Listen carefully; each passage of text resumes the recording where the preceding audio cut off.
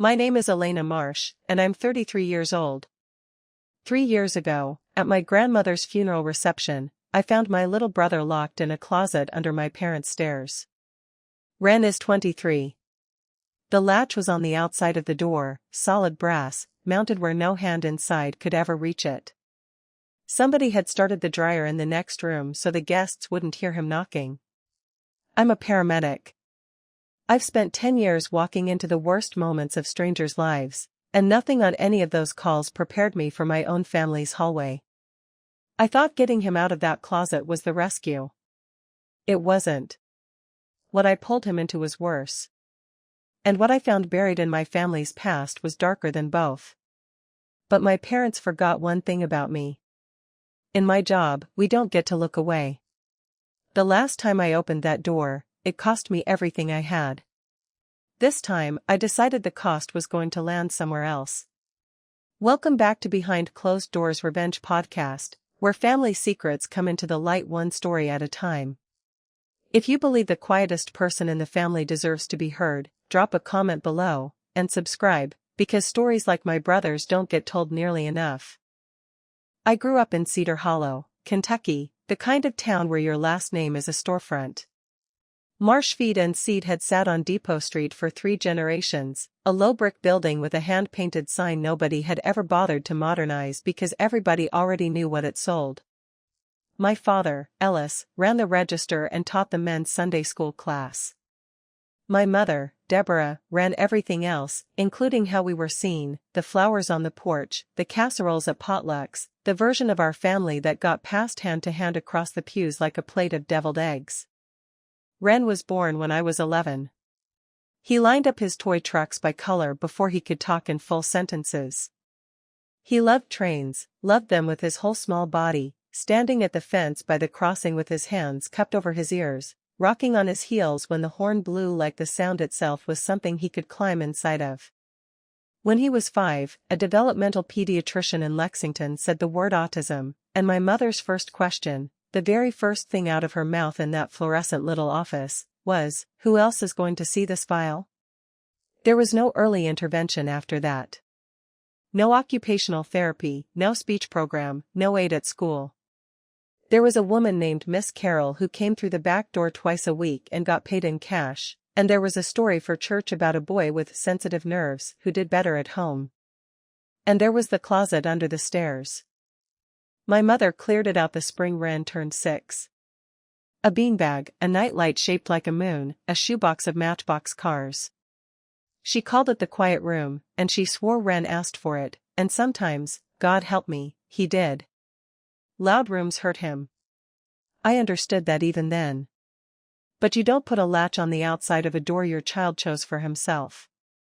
The latch went up the week before the church rummage sale came through our house that fall.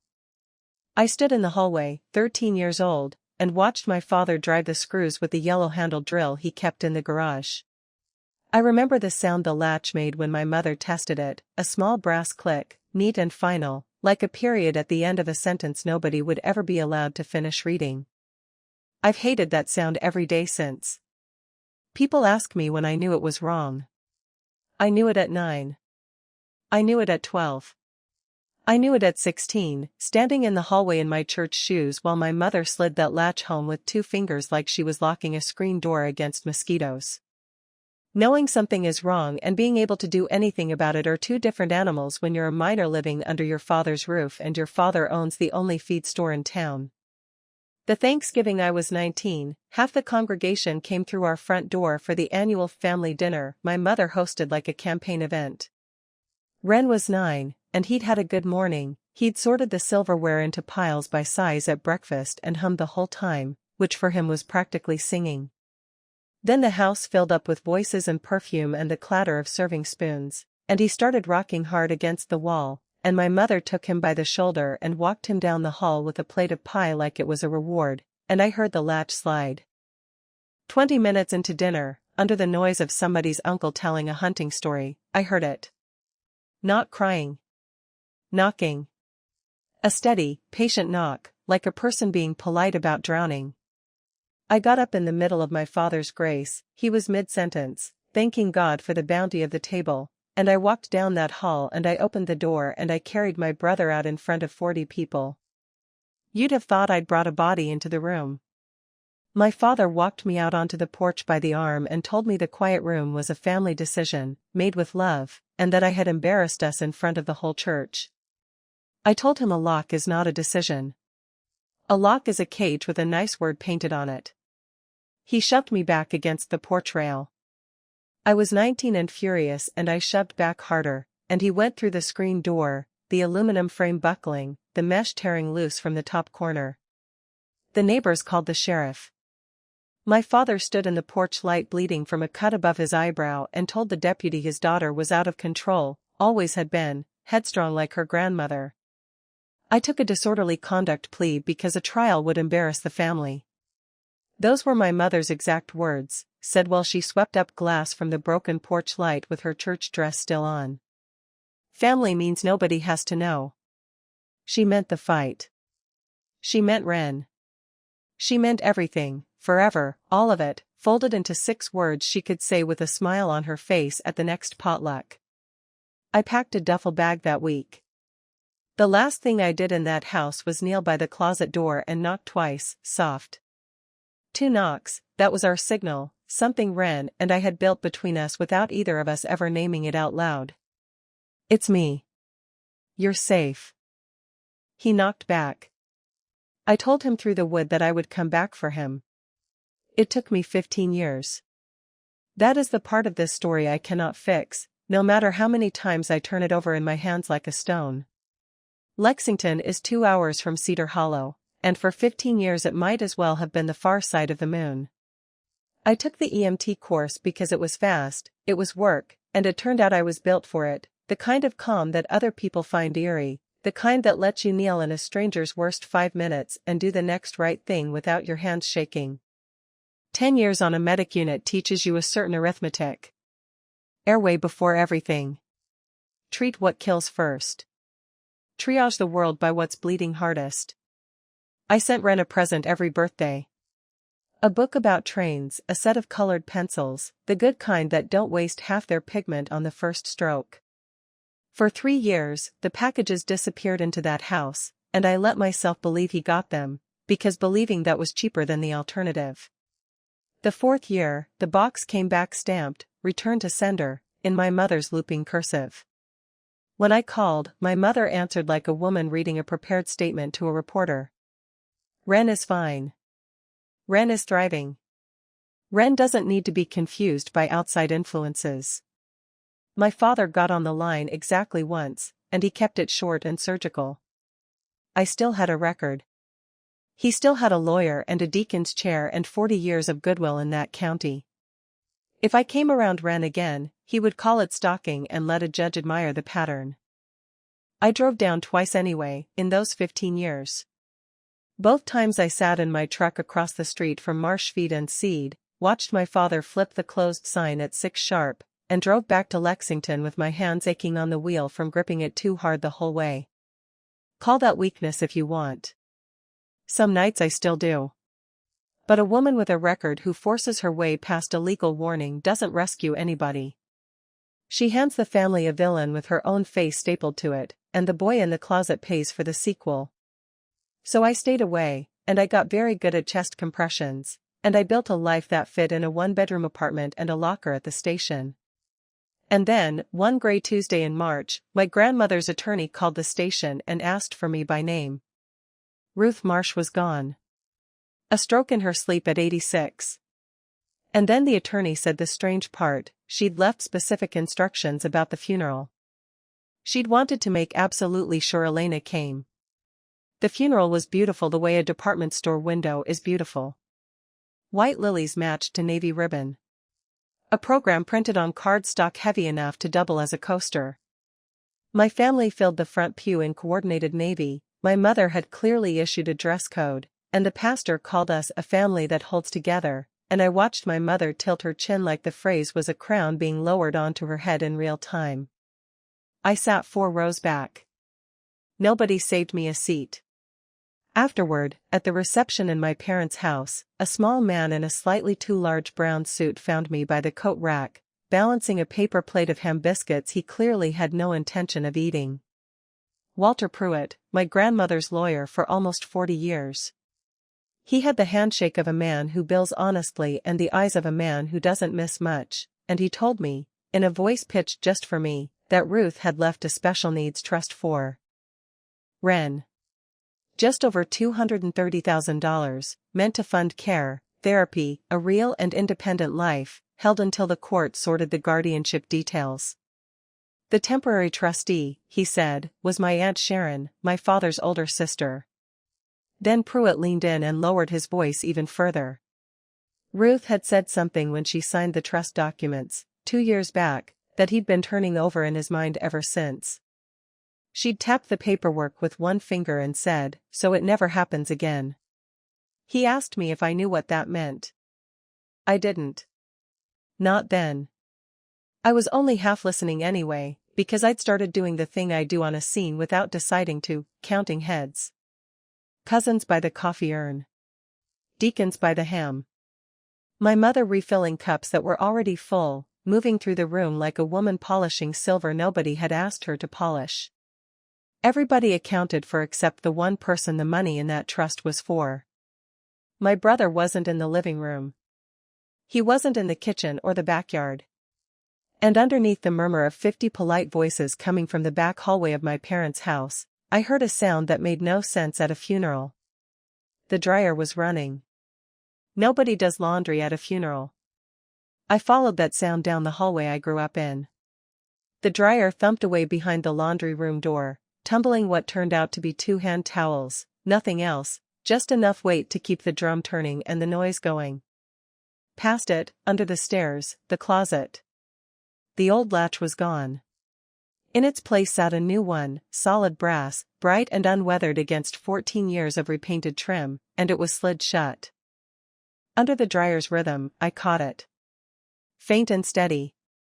A knock, patient, polite about drowning. My training says announce yourself before you enter. So I did the only version of that I know how to do. I knocked twice, soft. The knocking inside stopped. Then 2 knocks came back. I opened the door, and there was my brother, 23 years old, sitting on a beanbag between the winter coats with headphones over his ears and a train magazine open on his knees. Thinner than any photo I'd seen. Pale the particular way people go pale when their whole world has a ceiling on it. He looked at me for a long moment, and I watched him place me, the changed face, the years, all of it rearranging behind his eyes. Then he reached out and knocked his knuckles twice against the floorboard. "It's me. You're safe." I was still on my knees in front of him when my mother's shadow fell across us both. "He likes it in there," she said, keeping her voice pitched low, guests still in earshot. "It's his safe space, Elena." He asked to go in. My father appeared behind her, jaw set like a man bracing a door. "Don't make a scene at your grandmother's funeral," he said. A scene. There it was. The family religion, spoken in 3 words, and I finally had a name for my heresy. I looked at the shining new latch, screwed in at adult height on the outside of that door, and one thought arrived very calm and very clear, the way things do when the adrenaline is real and the body has decided this is a working problem and not a feeling. Quiet is not the same as peace. I took my phone out and photographed the latch while my parents watched me do it. Then I helped my brother up into the light. I had it all mapped out in my head inside a minute. Ran in my truck, a hotel in Lexington, calls to the county in the morning. My father watched me do that math the way you watch weather roll in, like he'd been waiting on it. And then he went to the study and came back with a folder, and he laid it on the kitchen counter between us the way you'd lay down a winning hand at a card table. Letters of guardianship. County Probate Court, raised seal. Ellis and Deborah Marsh, co-guardians of the person of Ren Elias Marsh, an incapacitated adult. Signed the summer he turned 18. 5 years, and I never knew, because the hearing notice went to family, and I had stopped being family the night I went through a screen door. "You take him out that door," my father said quietly, "and it's abduction of a ward. Your word against ours." A woman with a record. He wasn't wrong, and we both knew it. And I hated him, in that moment, with a completeness I have never felt for another human being before or since. Here's what I want you to understand, because it matters for everything that comes after. Walking out of that house without my brother was the hardest correct decision of my life. You do not beat a locked door by breaking it. You beat it by getting the key, legally, permanently, in a way nobody can ever slide shut again. I knelt by Ren where he sat with his magazine, and I knocked twice on the arm of his beanbag, and he knocked twice back, and I walked out to my truck with keys that felt like they weighed 40 pounds. Aunt Sharon was standing on the porch when I came out, 66 years old, steel gray bob, arms crossed like a woman guarding a gate she'd built with her own hands. You always did like kicking doors open, Elena, she said. Some doors are closed for a reason. I'd remember that sentence later, standing in a lawyer's office, holding a photograph of 2 little boys. Monday morning, I called Adult Protective Services from the station parking lot in Lexington and gave them everything. The latch. The photograph. The guardianship.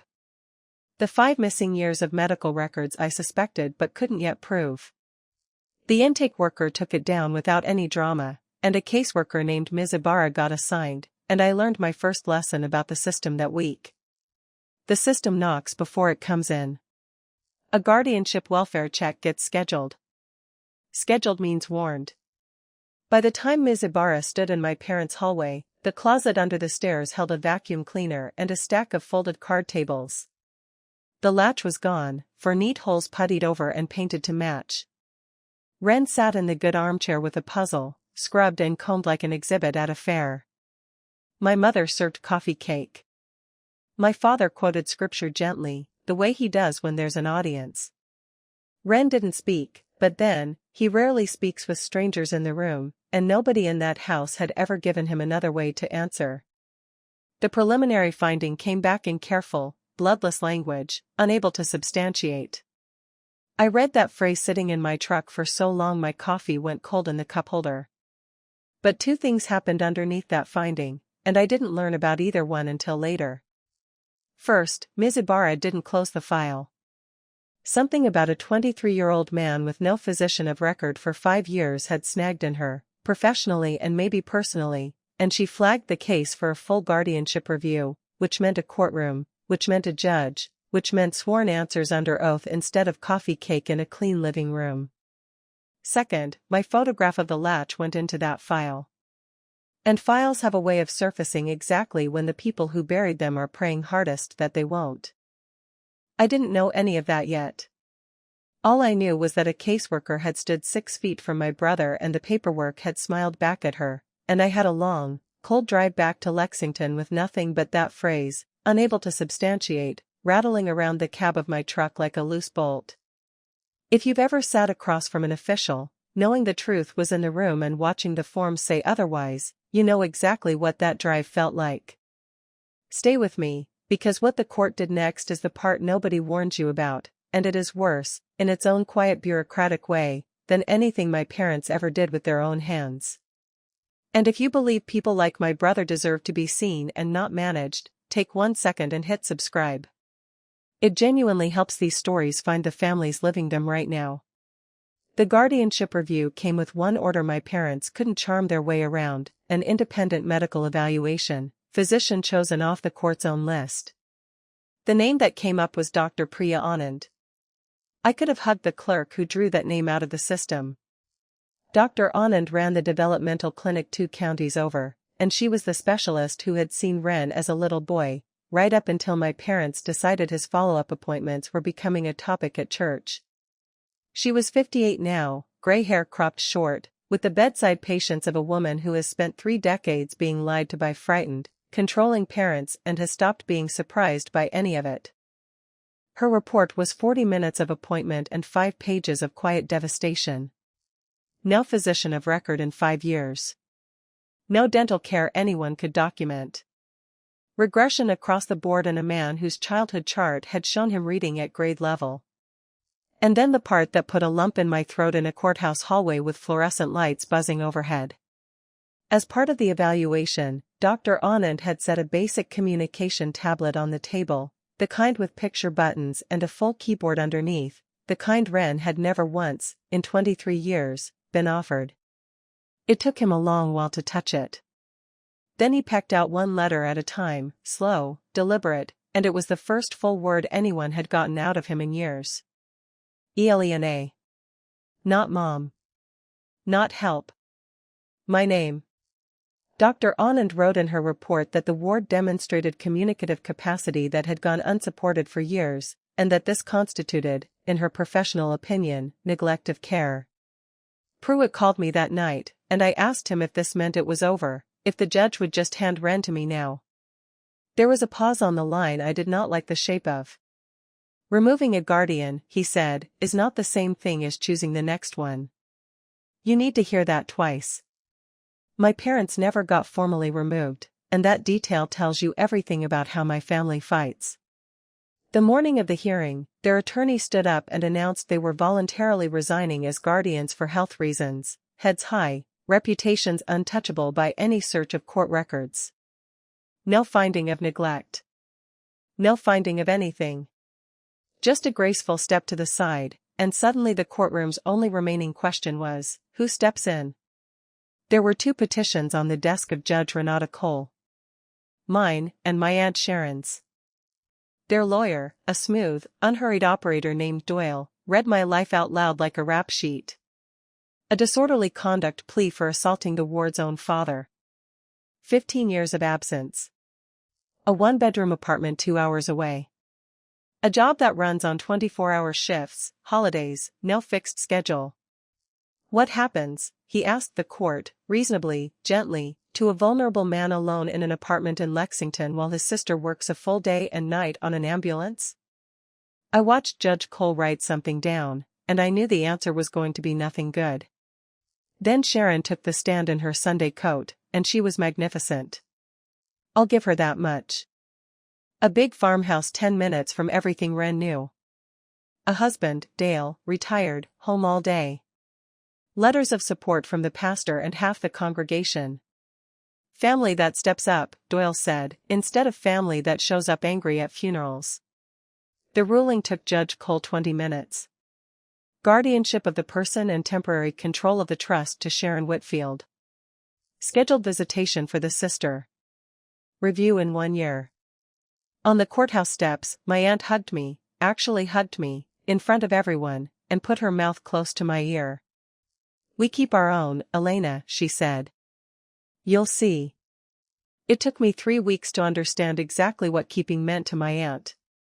In those first days, I let myself believe the hard part was over. I drove back to Lexington that night with the radio off, replaying the sound of Ren's knuckles against my forearm over and over, and I called Pruitt from a gas station off the interstate just to hear another human voice confirm that it had actually happened, that a judge had signed something real, that my brother had a name in a court file that wasn't attached to a diagnosis or a liability waiver. Pruitt was kind about it. He also, gently, told me not to relax yet. Guardianship orders are living documents, he said. They get amended. They get contested. The ink dries, but the story doesn't stop. I didn't understand what he meant until I was standing in that farmhouse kitchen with the blank rectangle on the wall behind me, feeling the temperature of the room change without anyone raising their voice. Here's the truth I have to own. The first visit, I wanted to believe. Sharon and Dale had a farmhouse on Route 12, just past the little motel they ran, the Cedar Inn, 14 rooms, and a gravel lot they'd operated for almost 30 years. Sharon showed me a bedroom painted a soft green because somebody had told her Ren liked calm colors, and there were fresh oatmeal cookies on the counter, and Dale had screwed a birdhouse to the window frame, level and solid, the work of a man who still took pride in a straight screw-driven true. Ren sat at the kitchen table with a train puzzle, calm, fed, unhurried. I sat in my truck afterward and let myself exhale for the first time in 2 months. It felt, for a moment, like maybe the system had stumbled sideways into something decent. But 2 things from that kitchen followed me home, the way small wrong details follow you out of a call that's about to go bad. The first was how Sharon talked. Every sentence about Ren went past Ren, over his head, in the third person, while he sat right there at the table close enough to touch. He eats good now. He doesn't need all that screen nonsense. He's better off with routine.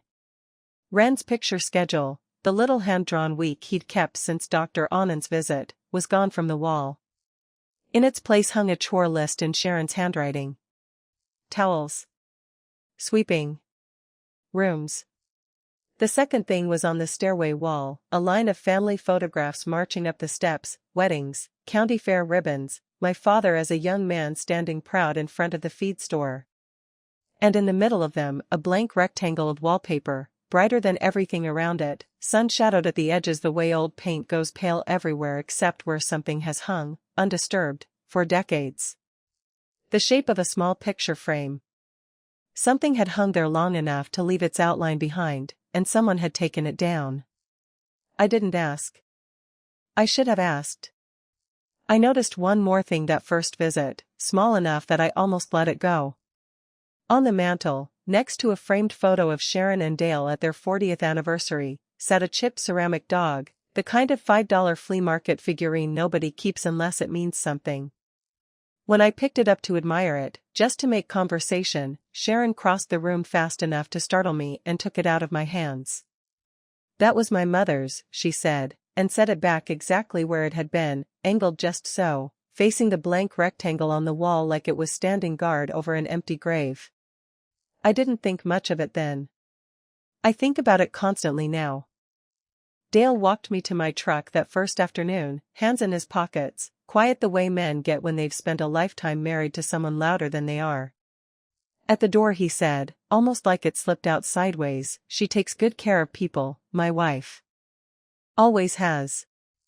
Sometimes I think it's the only thing she knows how to do."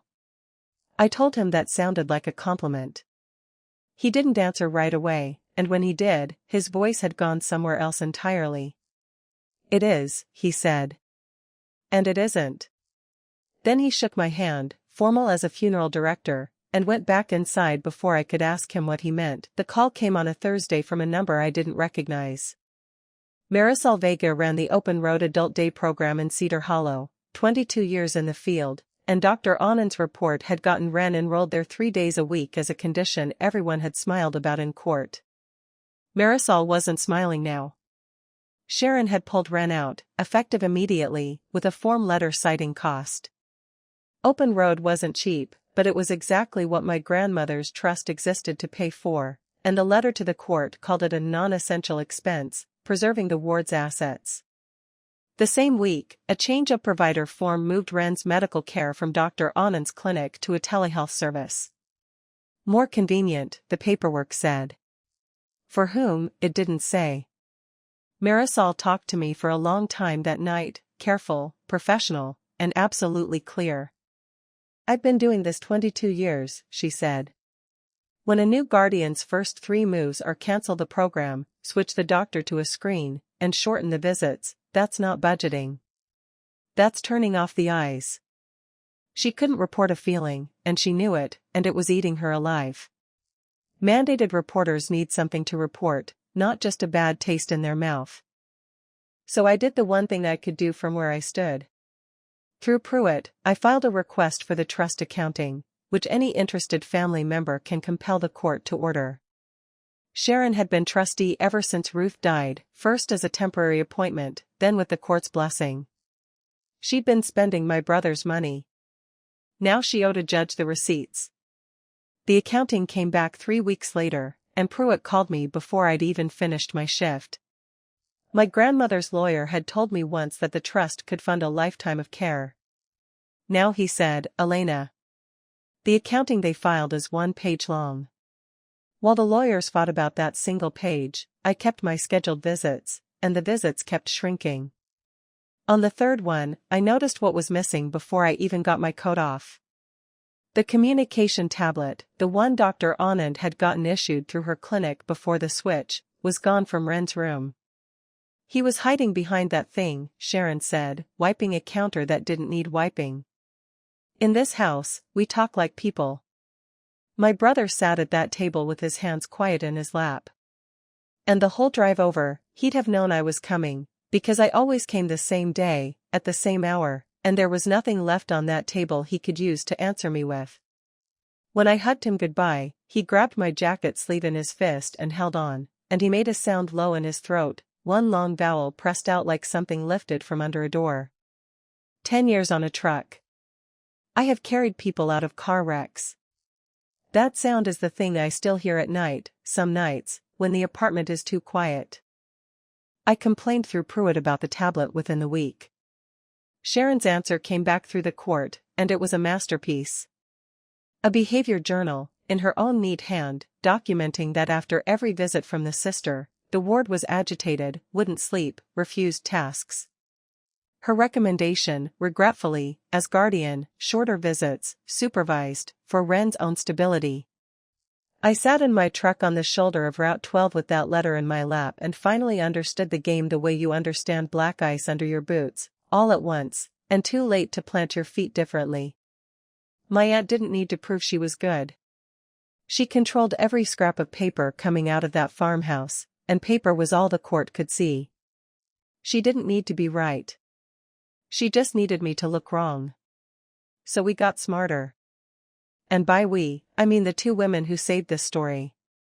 Dr. Anand was still, on paper, part of the telehealth transition file, and she read Sharon's own paperwork back against her. If care was moving to a screen, then the patient needed a device with communication software, prescribed as durable medical support pursuant to the evaluation the court itself had ordered. Sharon had chosen telehealth. Telehealth needs a tablet. Refusing the tablet meant refusing the doctor she herself had picked, on the record.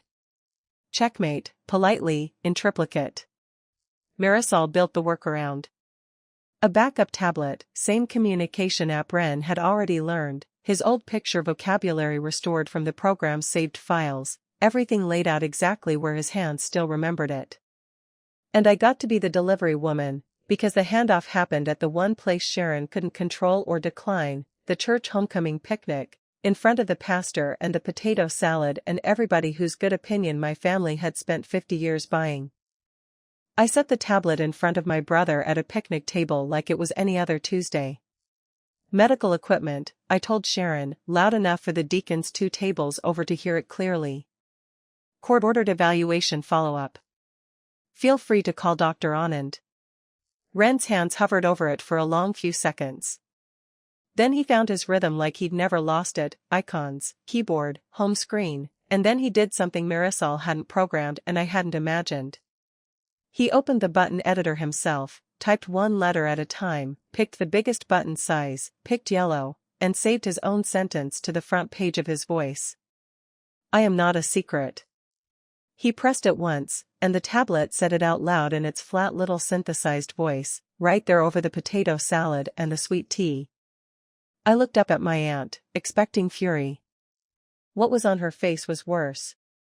She had gone white as paper, like a woman seeing a ghost step out of a photograph. The one-page accounting didn't survive contact with Judge Cole.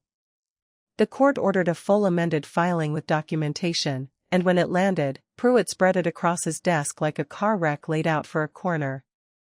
Reconstructed caregiver reimbursement, paid monthly to Sharon Whitfield for services no outside agency had ever been hired to verify. Room renovation for the ward, invoiced, except the invoice was from a commercial roofing company, and the roof in the attached photos was the Cedaline Inn's. A used pickup, titled to Dale, justified line by line as ward transportation. In 14 months as trustee, my aunt had moved nearly $70,000 of my brother's money into the gravity of that motel. My grandmother, so it never happens again, had been buying shingles. Pruitt was honest about what we had and didn't have. For criminal charges, you need a prosecutor, and prosecutors need referrals, timing, appetite. But for the probate court, an accounting like this was more than enough to demand a review of the guardianship itself, and he filed for one before the week was out. Sharon answered the way she answered everything, with paper and pedigree. Receipts for some of it, explanations threaded through with talk of the ward's benefit from a stable family property, another warm letter from the pastor. And then she counterpunched. Emotion landed on us regarding my visitation, citing the behavior journal, citing the scene at the picnic, that word again, and pending the review, my visits were suspended entirely. I found out on a Tuesday in the station parking lot, reading Pruitt's email with my thumb hovering over the screen so it wouldn't shake. Somewhere on Route 12, my brother was waiting for the day of the week I always came, with his tablet, if they'd even left it in his room, and I wasn't coming, and no one was going to explain to him why.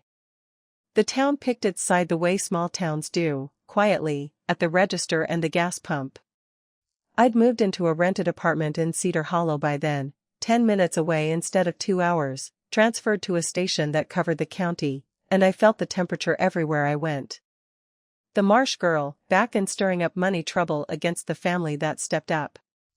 My mother sent word through a church friend, a folded note left under my wiper blade like a parking ticket. "Look what you're doing to this family." No signature. She knew I'd know. Then Dale called me. 40 seconds, one time, a number that never called again. My uncle by marriage, 68 years old, a man I'd watched hang a birdhouse with a level, talking fast and low, like a man in a house where the floorboards report to somebody. "She's moved the boy to the motel," he said. "Says it's while the bedroom gets repainted. Elena, she keeps the key on her ring." Then he hung up, and when I called back, it went nowhere, and I sat with my phone in my hand doing the math I least wanted to do. APS had a follow-up scheduled at the farmhouse. The farmhouse was the address in every file. On paper, Ren lived in a green bedroom with a birdhouse at the window.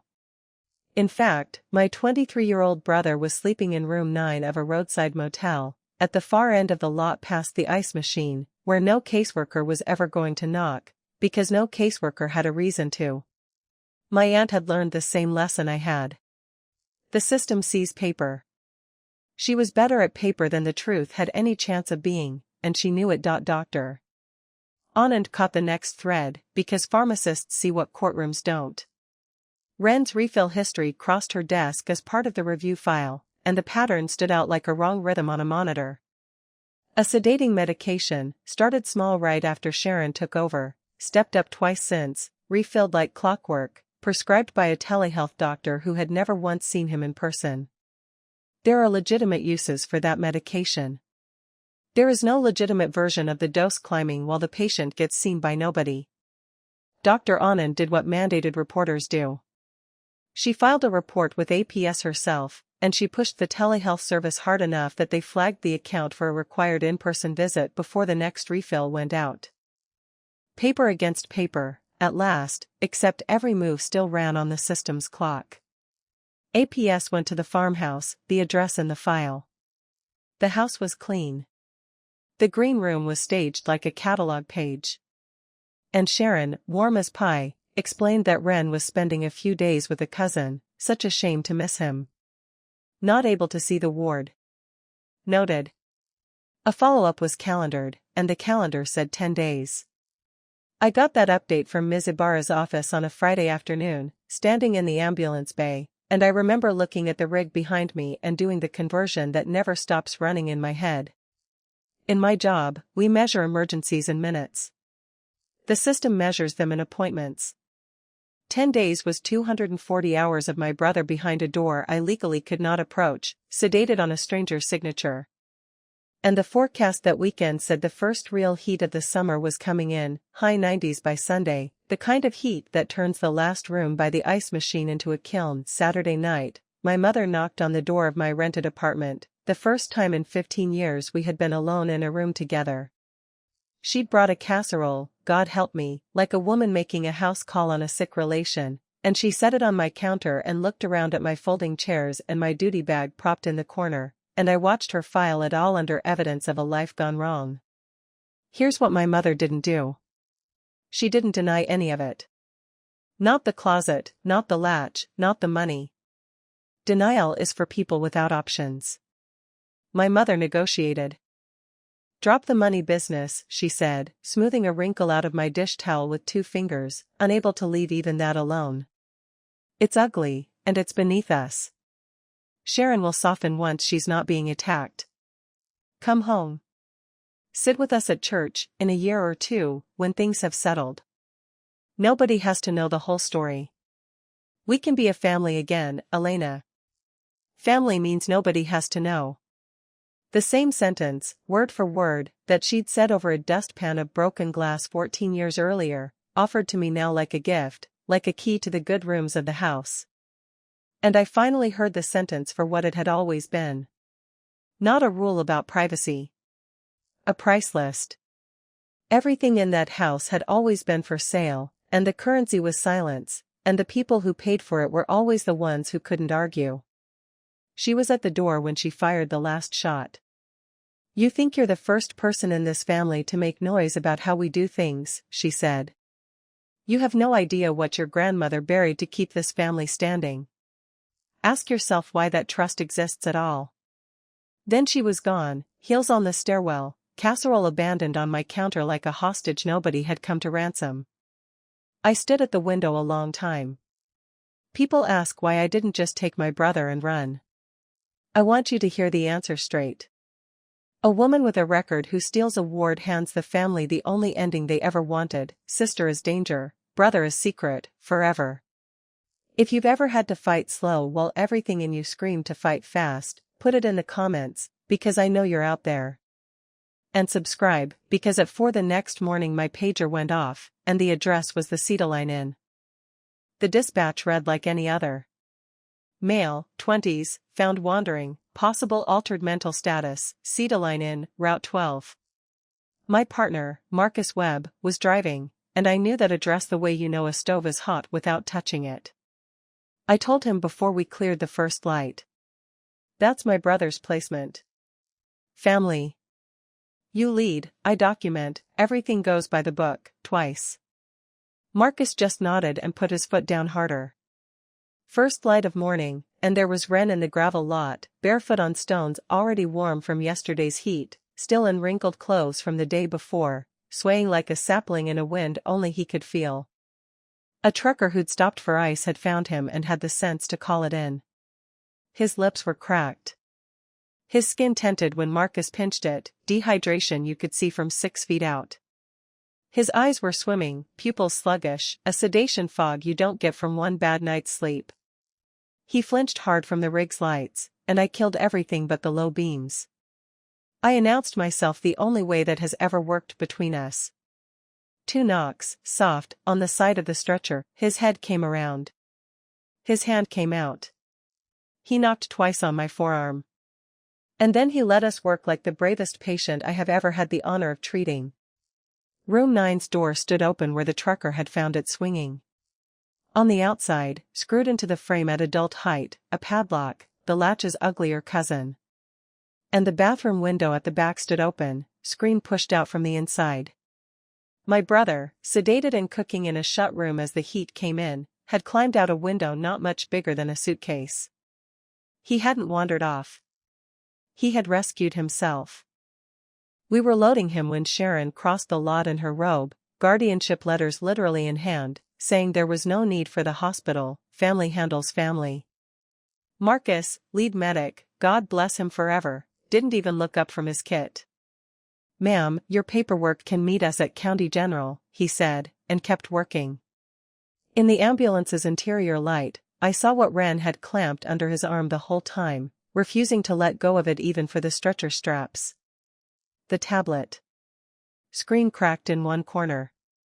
He had gone out that window holding his own voice. A hospital is the one building in America where paper meets its match, because hospitals generate more of it than anybody. The emergency department worked Wren up, and the chart said what charts say: no adjectives, all knives. Dehydration requiring 4 fluids. Sedative level above the therapeutic range for the listed prescription. Weight well below his documented weight from Dr. Anand's evaluation the year before. Old marks at the wrists that the attending physician noted in language I'm not going to repeat here, except to say she photographed them for the record with the same flat, unhurried care she'd give a burn. Every one of those people is a mandated reporter. By 7 that morning, the hospital had called APS. By 9, Ibarra was in the hallway, and this time nothing was staged, and the finding wrote itself. Substantiated. When Sharon arrived with her letters, the hospital did the beautiful, bureaucratic thing, they refused discharge. Unsafe environment, pending investigation. There is no charm and no pastor's letter that moves an attending physician holding a chart like that one in her hand. I was off shift and in the waiting room when they let me back. Ren was rehydrated, propped up, tablet on his lap, cracked corner and all. He pressed his yellow button and the flat little voice said, "I am not a secret." Then he typed again and pressed it. "Don't go." So I didn't. That afternoon, from a chair beside his bed, I signed a sworn statement laying out everything, the funeral, the latch, the closet I grew up watching, my parents, my aunt, dates, photographs, all of it.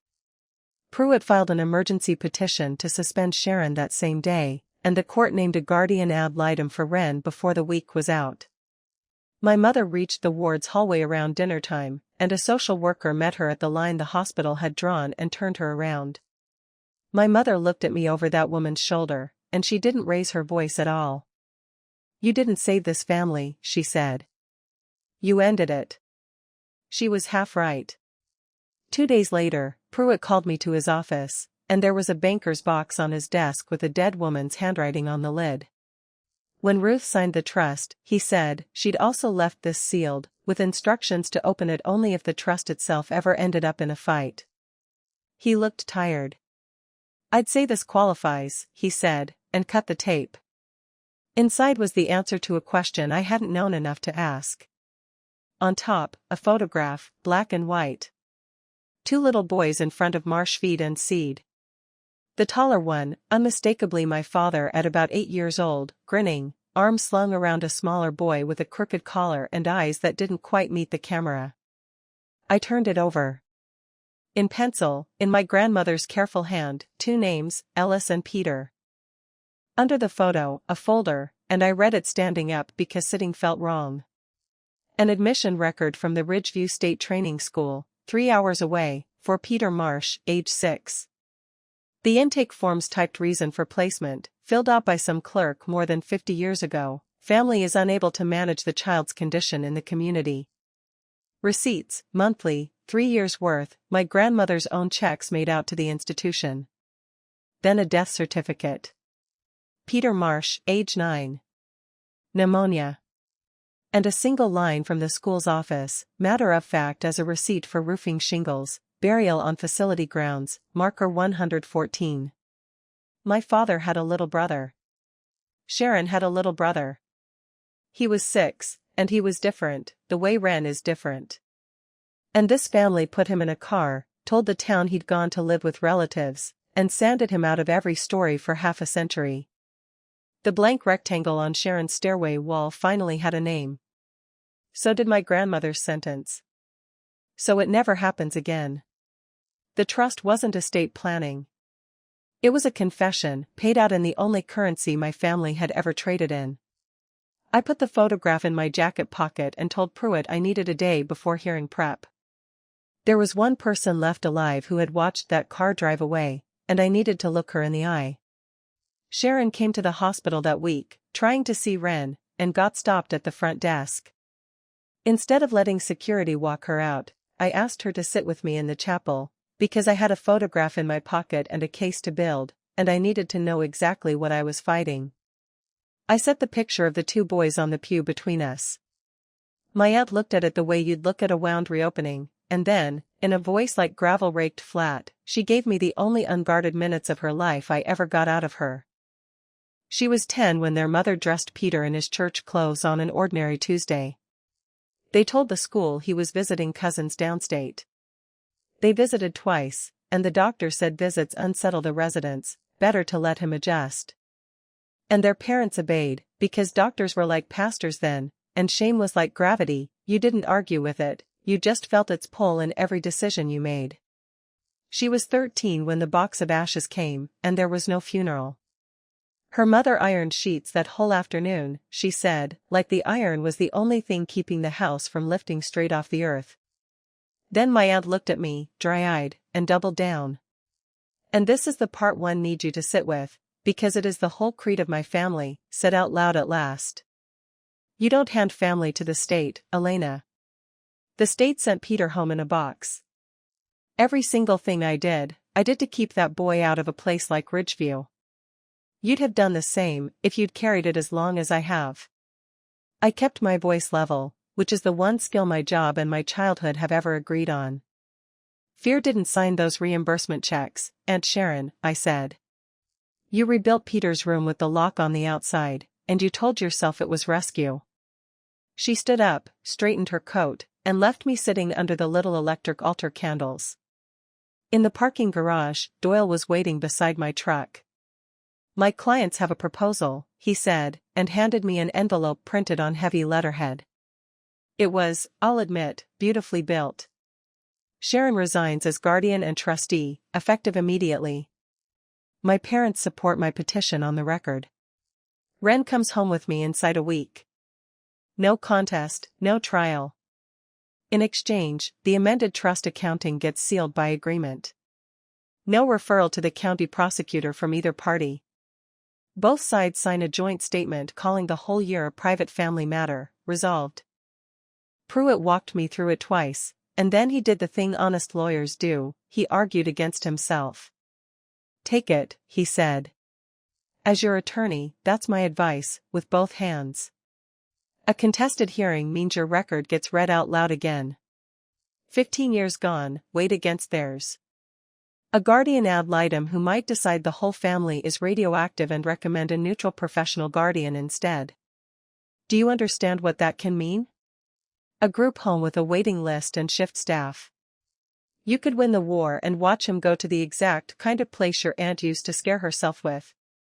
Then he took his glasses off.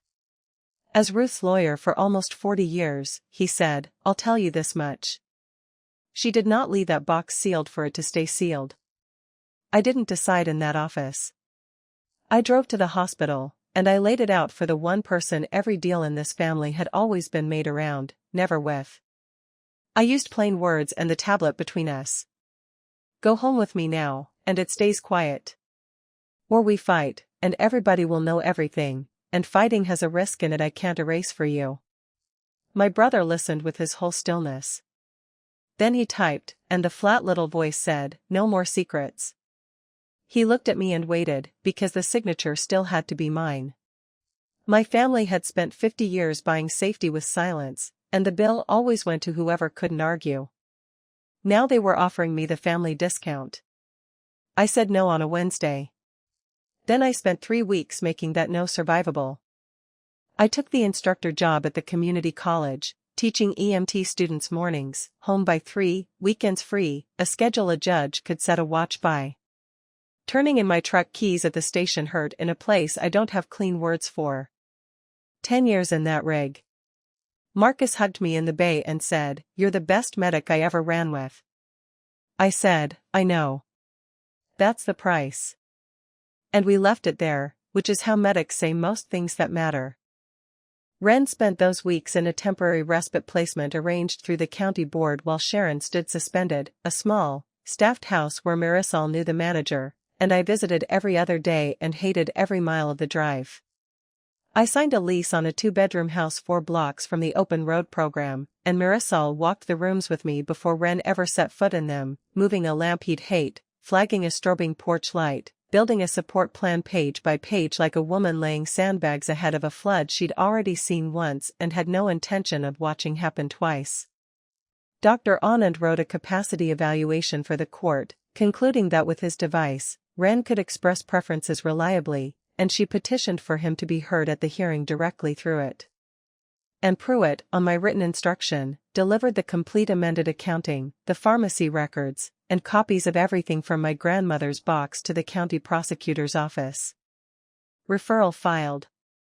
Receipt stamped, before the hearing date ever landed on the calendar. Understand what that meant. The deal's whole engine had been quiet for safety, and we drove it off a cliff on purpose.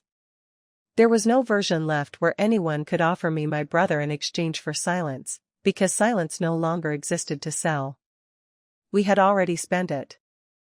The guardian ad litem was a soft-spoken woman named Priscilla Odom, semi-retired, who had done this work for 30 years and who told me exactly once, unprompted, standing in a hallway with a legal pad under her arm, that she didn't trust families who used the word harmony a lot. Harmony, she said, is what people call it when only one person in the room is allowed to be unhappy. She interviewed Ren 3 times, with Marisol supporting him, once at the respite house, once at Open Road with his tablet propped on a stand he'd picked out himself, and once, at his own request, typed out letter by letter, in my new kitchen with the boxes still half unpacked around us. Her report went to the judge sealed. Nobody on either side got to see it before the hearing, which meant we walked into that courtroom blind on the one voice that mattered most, and there is a particular kind of faith required to do that, to build your entire case on the belief that if you finally hand someone a real microphone, what comes out of it will be the truth, and the truth will be enough. I spent the 2 nights before the hearing not sleeping, running triage in my head the way I used to run it on a call, except there was no protocol card for this. I made lists.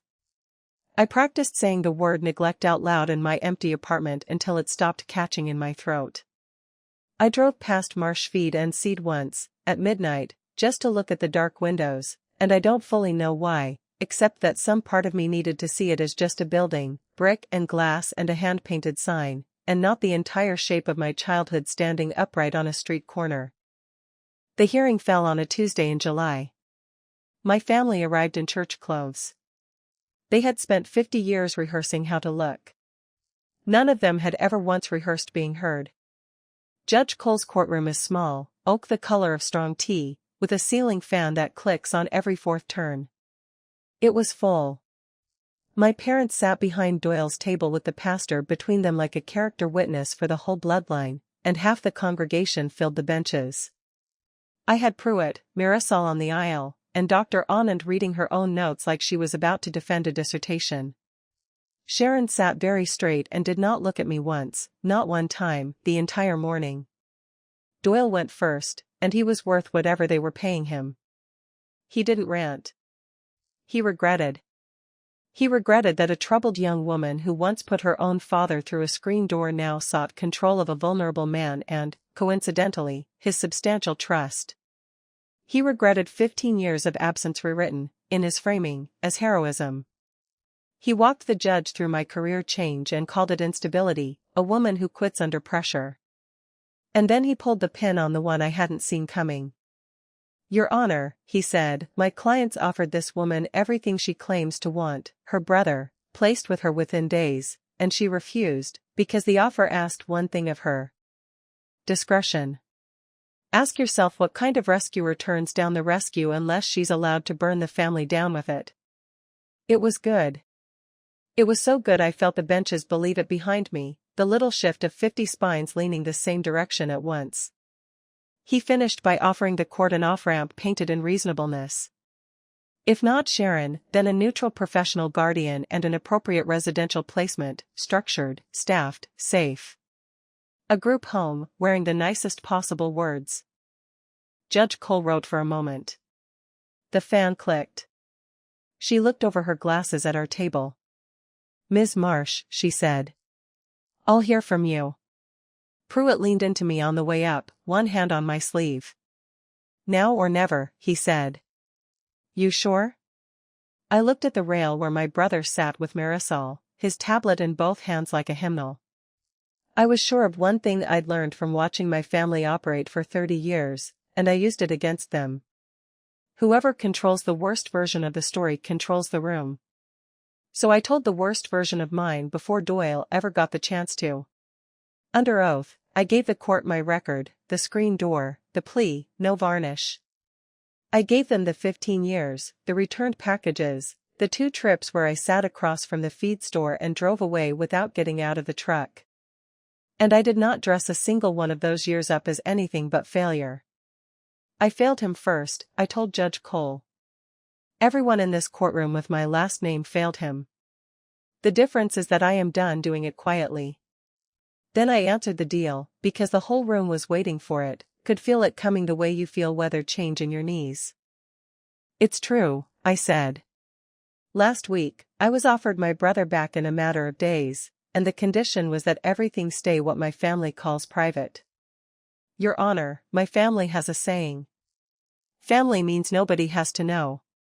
I heard my mother say it over broken glass when I was 19, and I heard her say it in my kitchen a month ago, and I want the record to show what that sentence has cost. It cost my brother 5 years behind a signature, sedated for convenience, sleeping in a motel room with a lock on the wrong side of the door. And more than 50 years ago, it cost a 6-year-old boy named Peter Marsh his whole life. He was my father's brother. This family told the town he went to live with cousins, and he died at 9 years old in a state institution, and he has been lying under a stone that says 114 ever since, because a number can't embarrass anybody. The benches behind me had gone so quiet I could hear the fan click. My father was staring at his hands. I looked at the judge and put down the last of it. My parents will tell you Ren was calm in that closet. I'm telling you calm was the whole problem. Quiet is not the same as peace. Then I asked for the thing nobody in that courtroom expected, least of all the woman asking. Not full guardianship. Limited guardianship, health and safety only, with a supported decision-making plan, his day program, his own doctor, and a standing yearly review. I'm not asking to own my brother's life, I said. I'm asking to stand next to it. He's had enough owners. Judge Cole let the room settle, and then she said the sentence I will be grateful for until the day I die. There is one person this court has not heard from, she said. Ren, would you like to answer? Doyle objected before Marisol was even fully out of her chair. Coached testimony, unreliable modality, the ward's documented suggestibility. Judge Cole heard him out, then noted that the court had ordered Dr. Anand's capacity evaluation precisely for this question, and had read it. Overruled. The clerk patched the tablet's little speaker through the courtroom sound system, and my brother came forward with Marisol beside him, cracked screen and all. It is a particular kind of silence, 50 people listening to someone type. Each letter was a soft tap, and the fan clicked, and nobody in that room breathed. He pressed his yellow button first, the one he'd built himself at a church picnic, and the flat voice said it to the rafters. I am not a secret. Then, tap by tap, his own words, no prompt, no menu, while the county watched him do the thing his family had spent 23 years insisting he couldn't. I want to live with my sister. She knocks before she opens the door. I watched a bailiff, a big man with a face like a cinder block, blink hard and study the ceiling tiles. Doyle rose again, gamely, and asked whether anyone could verify these were truly his words. That's when Judge Cole opened the sealed report from the Guardian ad litem and read the summary aloud. 3 independent interviews. Consistent expressed preference. The ward asks for his sister by name in every session. Recommendation, placement with the sister under limited guardianship.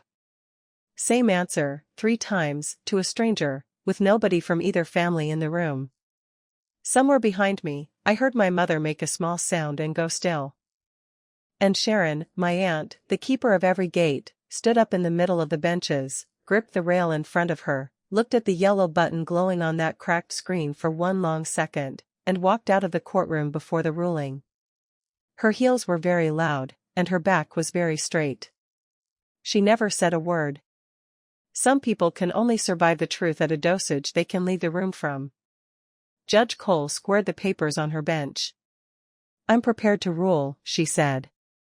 The ruling came in the dry, level voice judges say for the things that change everything. Sharon Whitfield removed as guardian and trustee, effective immediately. The trust transferred to a corporate trustee at a bank in Lexington, with instructions to review every disbursement my aunt had made as trustee. Limited guardianship of the person of Ren Elias Marsh granted to Elena Marsh, with a supported decision-making plan to be filed within 60 days. Open road enrollment restored. Dr. Priya Anand confirmed as physician of record. Annual review calendared.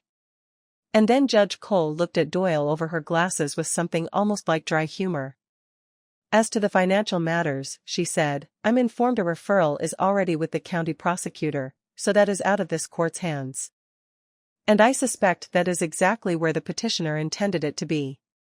Court adjourned, and the gavel came down, one clean knock. And I thought, of course. Even the courtroom knocks. What I remember after that is the hallway. My parents came out last, and the congregation made a little corridor of averted eyes for them. My father walked past me the way you walk past weather. My mother stopped, 1 second, maybe 2, and looked at me, and there was nothing left in her face to negotiate with. She said it quietly, like a diagnosis. You didn't save this family. Then she followed my father down the marble steps, and I stood there and let the true answer live where only I could hear it. She kept saying family like it meant the house, the name on the storefront, the pew with our name on a little brass plate. Fine. I didn't save that, and I never will. And the loss of it is real, and it aches the honest, permanent way a pulled tooth aches. I saved the people who lived inside the word instead, both of them. The one holding a cracked tablet by the courtroom door, and a little boy under a numbered stone, finally spoken of out loud, by name, in a public room, after more than 50 years of silence. Ren touched my elbow at the door. He knocked twice on my forearm. I knocked twice back. 15 years late. Right on time. 9 months now. Here's the accounting, since my family taught me the importance of a clean one. Sharon took a plea. Financial exploitation of a protected person, probation, full restitution to the trust, and a permanent bar from ever serving as anyone's fiduciary again, which for a woman built entirely out of being trusted is the harshest sentence on the books, whatever the paperwork says. The Cedalinen has a for sale sign leaning in the gravel now. Dale moved into his brother's place across the county, and every few weeks my phone gets a photo of a birdhouse from a number that never calls to talk. I always answer with a thumbs up, because people can be weak and still want to be kind, and I've decided that counts for something, even a small something. My parents sold marsh feed and seed to a regional chain and moved out of state with their version of events tucked neatly under their arms. No, they haven't called. No, nobody apologized.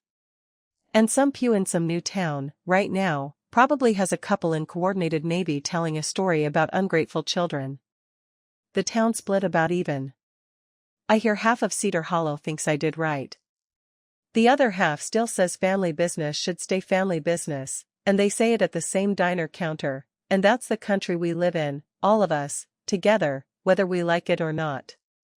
Marisol still texts me photos from open road on the good days, Ren lining up a row of toy trains by color on the activity table, Ren pointing out a real freight engine through the chain-link fence with the particular stillness he gets when something in the world matches something in his head. She told me once, over coffee, that half her job is just believing people before the paperwork catches up to them, and that most days that's the whole difference between a rescue and a tragedy that gets filed under unable to substantiate. I think about that sentence more than almost anything else that happened this year. I think about Ms. Ibarra, too, who never got the credit for anything, who flagged a file nobody made her flag, who kept a folder open on a hunch and a bad feeling in a system built to close folders as fast as it can. Some of the people who saved my brother never stood in that courtroom at all.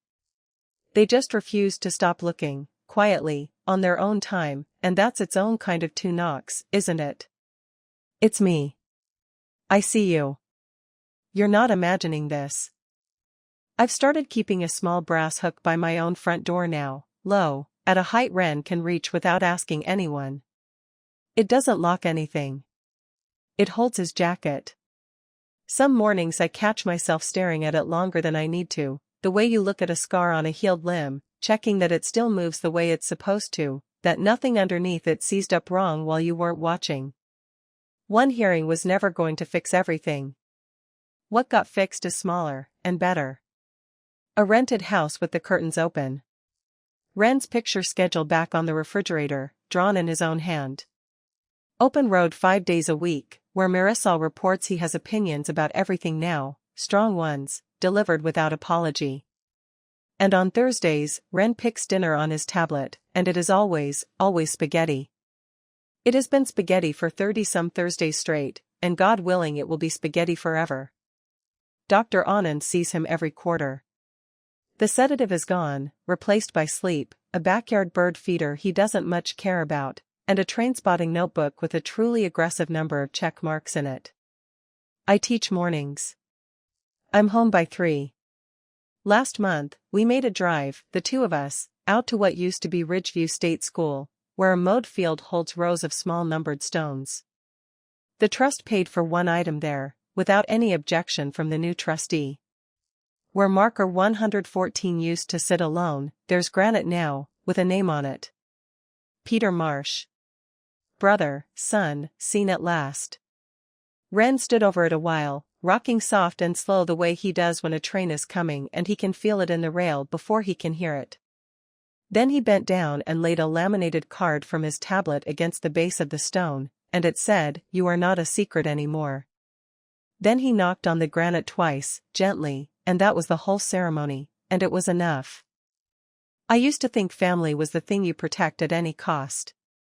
Now I know family is the people you refuse to hide, because quiet is not the same as peace, and any love that has to be kept behind a latch was never love at all. Just shame, wearing love's clothes, standing in the hallway, waiting to be let back in. That's my story. One brass latch. One yellow button on a cracked screen. 2 knocks. Answered 15 years late. If someone in your family is being kept quiet, kept hidden, kept behind a door with the latch on the wrong side, take this as your sign to be the one who opens it. Share this with somebody who needs it. Drop a comment below. Hit subscribe. I'll see you in the next one.